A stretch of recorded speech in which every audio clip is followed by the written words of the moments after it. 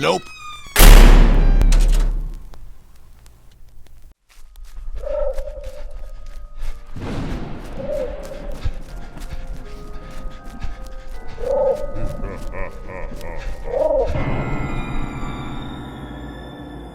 Hello, dear listeners, and welcome to the Nope Too Creepy podcast. This episode revolves around magic, but not the happy, hopeful kind. No, dear listener, you'll have to venture elsewhere to find that. But I trust you knew exactly what to expect by choosing this podcast. Am I right? Prepare yourselves for two stories about the darker side of the magical world, even if that dark magic puts on the facade of being something bright and fun. This first story revolves around a father who just wants to get something special and unique for his Disney-obsessed daughter. Unfortunately, he finds one from what is likely the worst place to find just about anything. Written by Reddit user SimbaKingdom, I present Do Not Buy the Lost Disney Movie Off the Dark Web.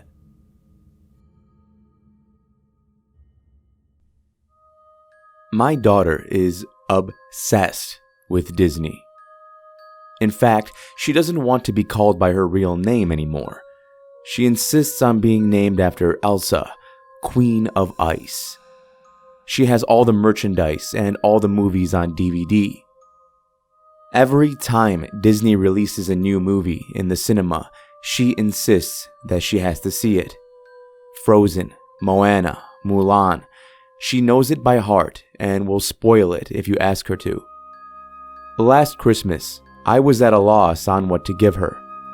Encanto had just come out, and not only had she watched it 3 times, she already had every single piece of merchandise that came with the movie. "Surprise me," she said with a wink when I begged her for gift ideas. After weeks of racking my brain, I decided to just search the internet for the perfect gift. Before long, I came across an old video browsing site just off the edge of the dark web. There was an old Disney DVD for sale. It was made in the old 2D animation, and not the new 3D state-of-the-art animation like the modern Disney films. It was advertised as the Lost Disney film, something they made but never released. In fact, it had no official title. The website simply said, "The Lost Disney Movie, available now." It was relatively cheap too, only $25 with free shipping. It came just in time for Christmas. Elsa squealed in joy when she ripped open the wrapping paper. "I thought I watched every one," she shouted. "This one's special," I winked at her. Elsa insisted on watching the movie the moment we finished dinner, and I obliged, running it on an old TV. The movie was nothing really special, just the same old Disney plot. A princess lives on an island her entire life, finds a handsome, shipwrecked prince, falls in love, etc. Honestly, it was the cheesiest thing I ever came across. But Elsa loved it. She watched it again and again. "It's bedtime, darling," I said at last when the clock struck midnight. "No," she whined, her eyes still fixated on the screen. So I yanked the plug out of the television. Elsa still had not moved. Her eyes were still glued to the screen. I couldn't help but peek at the screen. My heart dropped to my stomach when I realized the movie was still playing. The characters were dancing and laughing across the island. "Elsa, it's time for bed, sweetie," I called out again, shakily. This was not normal. I reminded myself to call the electrician when the Christmas was over. "Later," Elsa muttered without looking at me. The characters were still laughing on the screen. It was like they were laughing at me. The next morning, the movie was still on the TV. The long cord snaked across the room, the plug grinning at me. Elsa had not moved. Her jaw was slack, and her eyes were red, and she was still as a statue. "Elsa, breakfast," I said. Elsa did not respond. I stood in between her and my television set. "Elsa, breakfast!" I nearly shouted. Elsa still said nothing. A dribble of saliva ran down her open mouth. Her pupils were dilated, and her face was throbbing. It had only been one night, but it was as if she had not slept for many days. "Leave me alone," she gurgled sleepily. This was not normal. Nothing I did would make her stop watching the movie.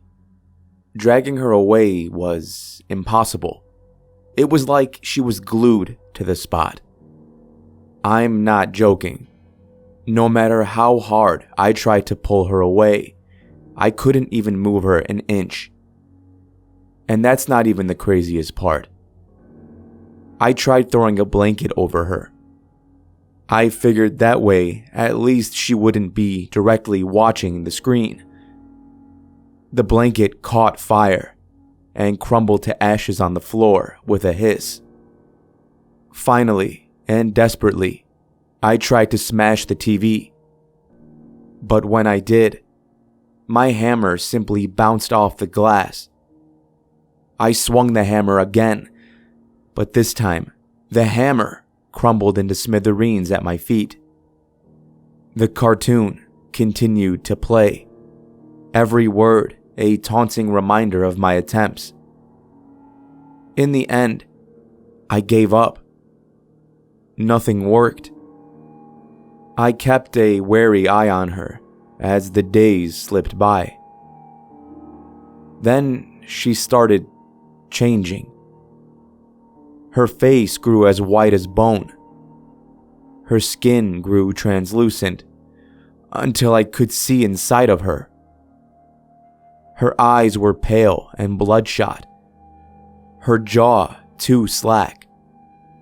She barely responded when I called her name. As time went on, she grew more and more interested in the film, sliding closer and closer to the television. Then one day, all was silent. I called out Elsa's name, but she did not even grunt. Then I made the mistake of looking at the television set. There she was, frolicking happily on the island with the characters, a blur of pixels on the screen. I screamed her name and banged on the screen, but it was like she couldn't hear me, as if she was there all along. I regret buying the lost movie off the internet now, especially since I lost my daughter. Too good to be true, as the saying goes. How I wish I heeded that warning. Especially since, as I pen these words, I hear my daughter's sweet voice from the television set. She's inviting me to watch the movie and be with her, frolicking on the island paradise. Should I do it?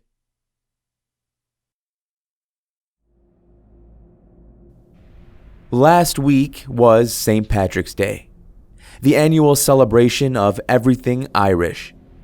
Being from the Chicagoland area, I know just how big of a deal it can be. They dye the river green, people throw on all the green clothing they can find, and the big day is usually followed by a special report of all of the 911 calls that take place in the span of 24 hours. Oh, and you might just see an image or two of what can be argued as the official mascot of St. Patrick's Day, the leprechaun. Well, dear listener, allow me to continue the spirit of the holiday just a little bit longer with this next story. Written by Reddit user NoCommunication7. Here is I Found Out the Hard Way How Leprechauns Get Their Riches.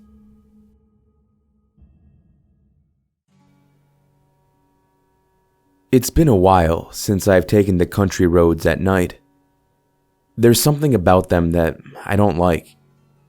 The long, dark roads and the corners.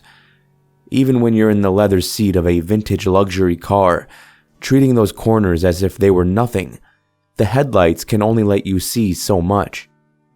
The fear of getting into an accident is big, and it's not irrational. They do say you are more likely to have a car crash at night, and there's something scary about crashing at night, or even breaking down. Maybe, just maybe, there is a fear hard-coded into us.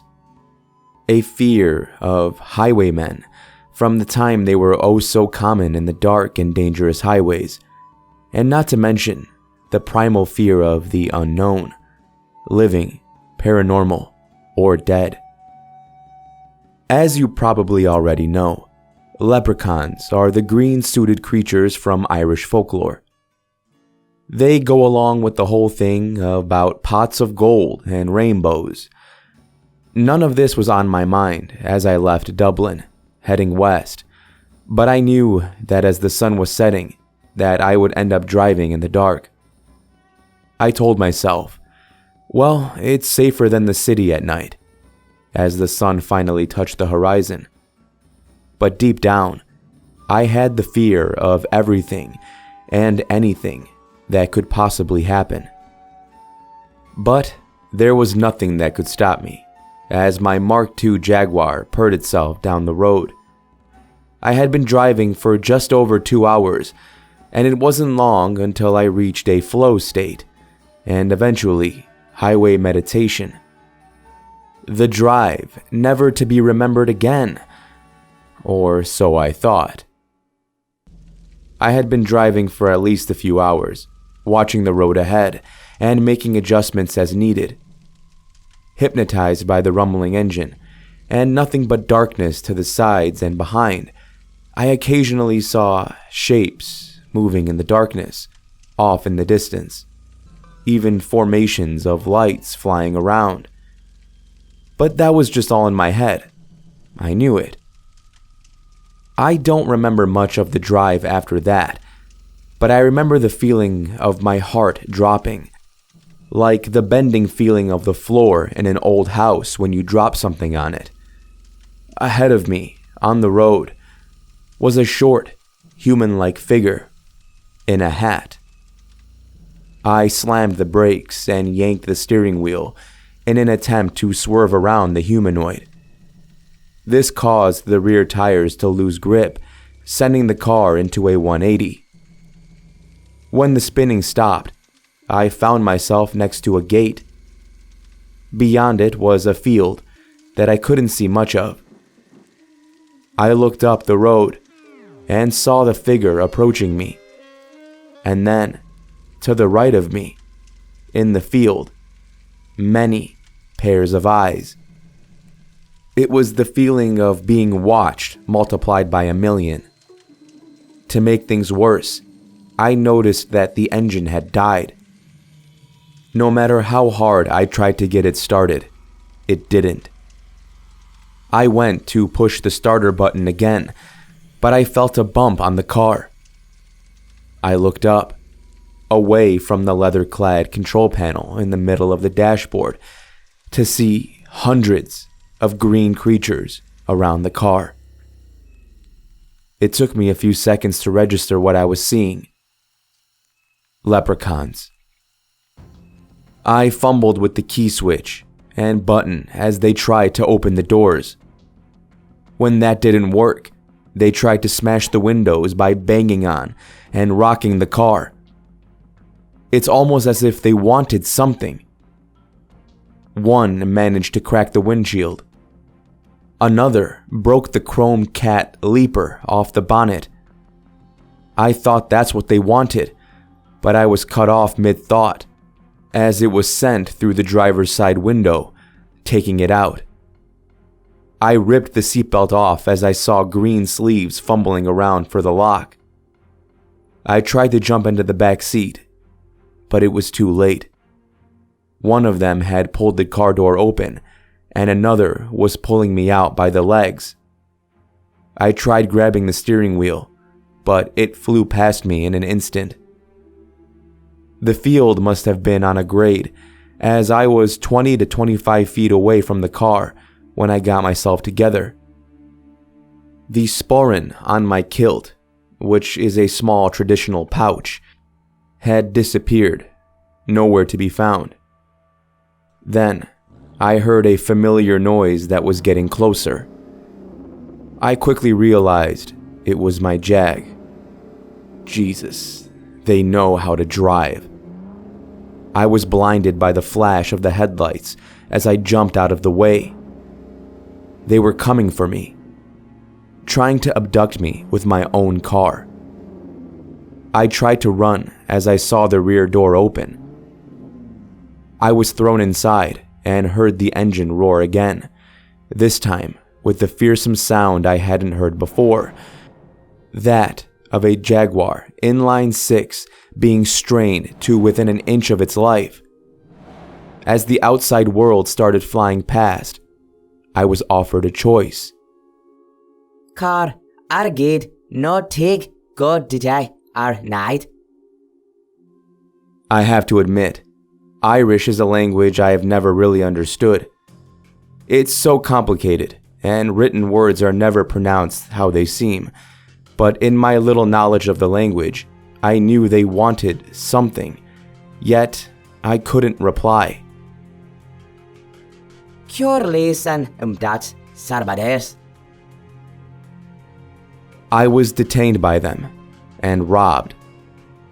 All of my coins, including my pocket piece, an old silver half-crown, and everything else I had, like the silver Celtic cross my mother gave me when I was 12. They were all taken. Despite all that, I can't really remember what happened next. Either they let me out or they threw me out of the car. I remember looking up at the stars and realizing one thing. My car was gone. I managed to hitch a ride with a car that was passing by. Dublin. I'm heading back to Dublin, I said as I got into the car. I felt sorry for the driver for putting mud and grass on the back seat. I was about to offer to clean it for him when he noticed me, a young male, wearing a strange Irish tweed outfit, covered in grass and some mud. "What the bloody hell happened to you?" "I was robbed," I replied. "They took my money, my car, phone, jewelry." The expression on the man's face changed from surprise to sadness. He even offered me his phone, but I declined. Once we got back into Dublin, he dropped me off. I found my way to a police station and reported the incident. I gave them the plate number of the car from memory and details of everything that had been stolen. I didn't tell them the full story, though. After that, I made my way home, and only then did the whole thing hit me like a stone. It was just after 10 p.m., so I spent the rest of the night at a pub. That was 1 year ago now. They found my car, abandoned in a field in Donegal. It had been trashed. I sold it to a Jaguar enthusiast and replaced it with a newer model, but I never found the kilt sporran or any other things that were stolen from me. Please, don't drive in the Irish countryside at night.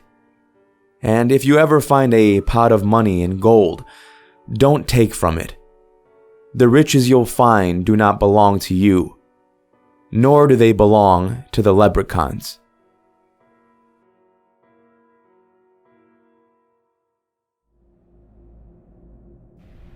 Thank you for joining me in this episode of the Nope Too Creepy podcast. If you're interested in learning more about either of the authors, links to connect with them can be found in the show notes. Until next time, this is your host, Dan David, reminding you all to stay safe out there. I'll be seeing you in the next episode. Nope.